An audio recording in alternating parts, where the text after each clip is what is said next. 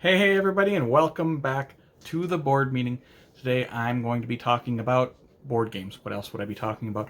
I'm going to be talking about 4 board games in particular because I'm going to be talking about my Mount Rushmore of board gaming. And I'm not talking about my 4 favorite board games.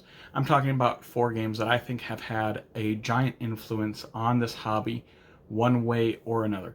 And this is kind of a topic I want everyone to get in on. So make sure to comment below and let me know what your Mount Rushmore of board gaming is.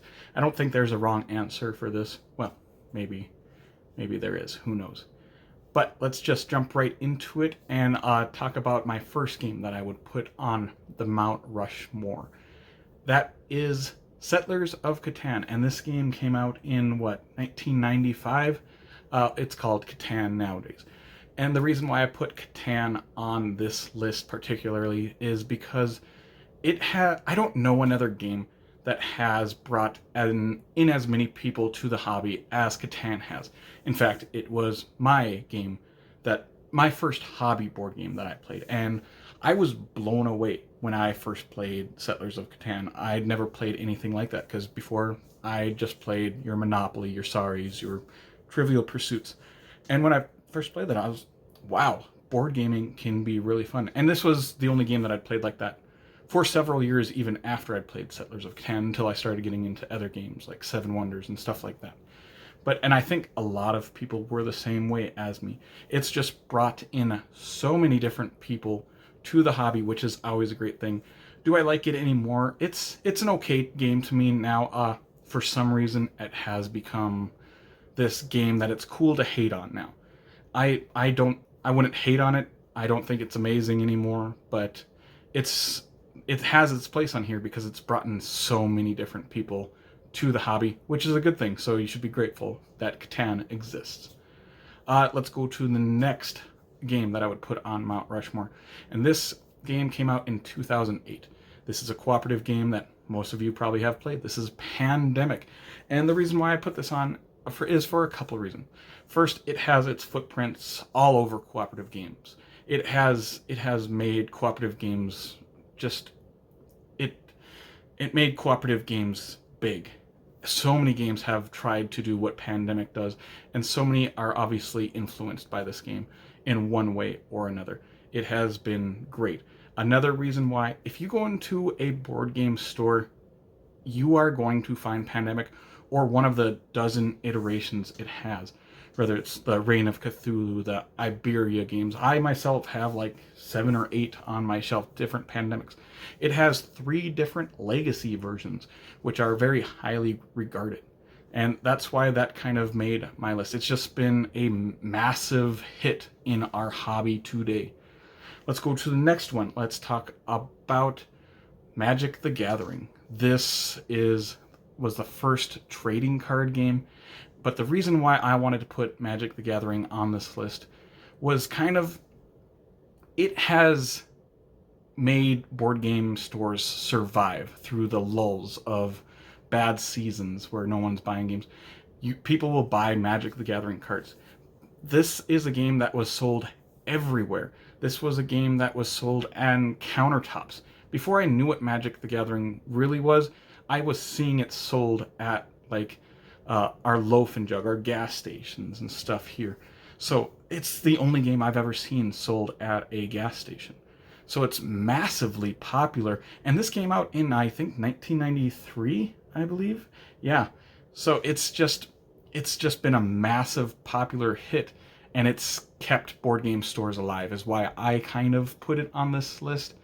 It has also, some games have borrowed things like keywords that Magic the Gathering is well known for, especially tapping, where you move your card 90 degrees and then you get a certain ability from doing that. A lot of board games borrow that concept, and a lot of the keywords and stuff like that. And let's go to the last game on this list. This is a game that a lot of you will argue is not even a board game. I would say it is. But this came out in 1974. This is the fantasy role-playing game Dungeons and Dragons. Massive, popular hit of a game that has just grown in popularity over the years. Everybody knows what Dungeons and Dragons is. The other 3 games on this list, if I was talking to my parents about Settlers of Catan, Pandemic, or Magic the Gathering, they wouldn't know what these were. If I said Dungeons and Dragons, they know what that is. And I would probably say, at least on this, where I'm from, in this part of the world, everyone knows what Dungeons and Dragons is. It's that big. Everybody knows about it. You know, there was the Panic era where everybody thought it was the Satan thing. But another thing, board games borrow so many things from Dungeons and Dragons. First of all, if you're talking about hit points, if you're talking about leveling up, if you are talking about, drawing a blank here, okay, any dungeon crawler. It's obviously Dungeons and Dragons is the mother of all dungeon crawls. If you're talking about variable player powers, Dungeons and Dragons was kind of the one, the most popular one that first came out, when it was like everyone plays differently. You know, you're going to pick your race, you're going to pick your class, and you're going to get different stats for being that.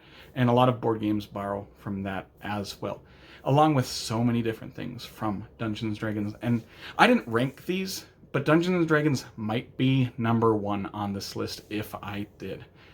There's a couple other games that I thought about putting on this list. First, Cosmic Encounter. But I didn't want to put it on this list because this is a game I've never played, but obviously it has a massive influence on the board gaming hobby. I've seen videos of people playing it. I've watched so many people talk about it. It's obviously got a following still to this day, and I think it came out in the late 70s. I want to say 77, which makes it almost 50 years old and still sold. It got reprinted. That's unbelievable that it's still selling so well. Next game, I thought about putting Dominion on it, which is kind of the mother of all deck builders. It springed out a whole genre of games. Deck building is one of the most popular genres. It's got hundreds of games in it, and Dominion was what inspired that. The next one is Carcassonne, and so many people have played Carcassonne, that tile laying game. And I didn't want to put Carcassonne and Catan because they'd both be on for kind of the same reason, but I think Catan was a little bit more popular. That's why I chose Catan over Carcassonne in that regard. But that will be my Mount Rushmore of board gaming. Let me know in the comments below what your Mount Rushmore would be. I'd be very interested to see what everybody else's is. And as always, if you enjoyed this video, make sure to like and subscribe to see more weekly content from me, Shane, in the future. I hope you all have an amazing day, and take care, everyone.